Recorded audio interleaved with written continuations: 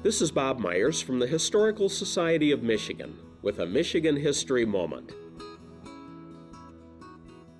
During the mid-19th century, a growing number of Americans faced a hard moral choice. What would they do about slavery? Increasingly strict laws forbade assistance to escaping freedom seekers, but a few Americans, mostly Quakers, decided that morality required them to act. In 1847, that conflict led to what became known as the Kentucky Raid in Cass County. Cass County abolitionists Wright Modlin and William Jones had traveled several times to Bourbon County, Kentucky, and returned to Michigan with escaping men and women.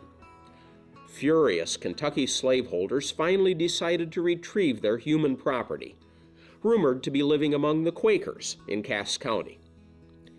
In August 1847, 13 Kentucky slave catchers arrived in Cass County. They separated into smaller groups and raided a number of Quaker farms. In all, they captured 9 fugitives. As word of the kidnapping spread, a crowd of Quakers, free people of color, and abolitionist townspeople gathered to stop the Kentuckians. The two groups confronted each other at Odell's Mills in Vandalia. The slave catchers brandished weapons, but the pacifist Quakers intervened before bloodshed occurred. The Kentuckians were outnumbered, but they believed that the law was clearly on their side.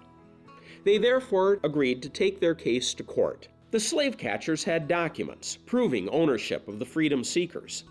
The judge, however, was Ebenezer McIlvaine of Niles.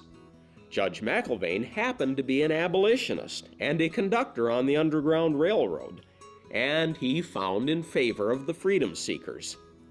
The freed fugitives, along with 34 other fugitives, escaped to Canada. Cass County abolitionists had not seen the last of the Kentucky slave catchers. In 1849, they sued 10 local men, including Ebenezer McIlvaine, for the loss of their human property.